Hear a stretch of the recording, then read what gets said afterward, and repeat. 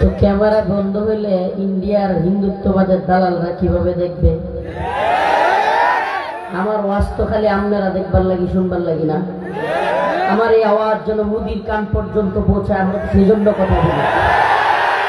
মুদির কানে তো আপনি পৌঁছাতে পারবেন না, পৌঁছাবে তো মিডিয়া।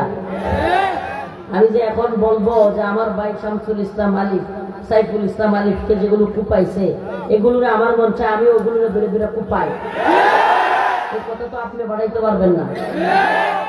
অতএব আপনি চিল্লাবেন না, ক্যামেরাগুলো দরকার আছে।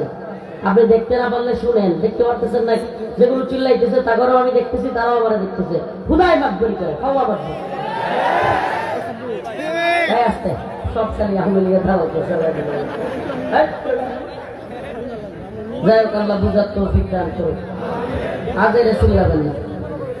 ইমদাদুল উলুম আদর্শ বালিকা মাদ্রাসা গোবিন্দাসী বোয়াপুর টাঙ্গাইলের উদ্যোগে আয়োজিত আজকের এই বার্ষিক ইসলামী মহাসম্মেলন, আল্লাহ পাকের কাছে শুকরিয়া যে আমরা সবাই একত্রিত হইতে পারছি। আমি গত 5 দিন মাহফিল করলাম। এই যে ওলামায়ে কেরাম তারা গেছিল জানে, আমার শরীরের অবস্থা আমি ফিট নিয়ে বসতে পারি নাই। হিজামা লাগাইছে পিছনে, অনেকগুলো হিজামা যারা লাগাইছে বলতে পারবে। হিজামা লাগানোটা কিছুটা কষ্টের, কিন্তু আরাম আছে এবং উপকারিতা অনেক। সুন্নতি একটা চিকিৎসা। হিজামা লাগাইছে আলহামদুলিল্লাহ, আমার কিছুটা ভালো। না হলে আমার পিঠ নিয়ে আজকেও অবস্থা কি হয়েছিল জানেন? ওই মাহফিলে যখন আসছি গাড়ি থেকে নামি গভীর অবস্থা হয়ে গেছিল, মাথা ঘোরাই। মানে আমার এই কয়েকদিন যাবৎ হুট করে মাথা ঘোরাইতো, পিছনের এই সাইডগুলো ব্যথা করতো, ঝিমঝিম করতো, মাথা ঘুরে পড়ে যেতে চাইতাম। তো এই জন্য 5 দিনের মাহফিল হাই হাই।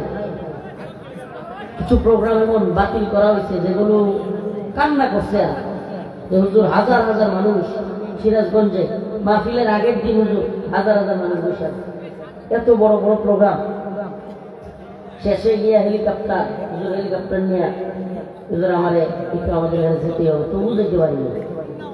এই যে এই হুজুরা যারা গেছিলেন না আপনারা তো জানেন, আপনারাও তো কইছিলেন। আমি কইছি হেলিকপ্টার লাগবে না, আল্লাহ সুস্থ রাখে নিতে আসবে। অতএব চিল্লাচিল্লি না করে আমি সুস্থ মানুষ, অল্প কয়েকটা কথা বলবো, সত্যি কথা বলবো, আবেগে আসছে, আবেগে। আজকে যে আসছি প্রোগ্রামে, এটা অনেকটা ওই আমাদের সাইফুল ইসলাম আলিফ ভাইয়ের যে নিহত হওয়ার দৃশ্য, যেইভাবে নির্মম ভাবে পৈশাচিক ভাবে আদালত চত্বরে এরা যেন বাংলাদেশটাকে, চট্টগ্রামটাকে একটা কাশ্মীর এবং গুজরাট বানায় দিচ্ছে।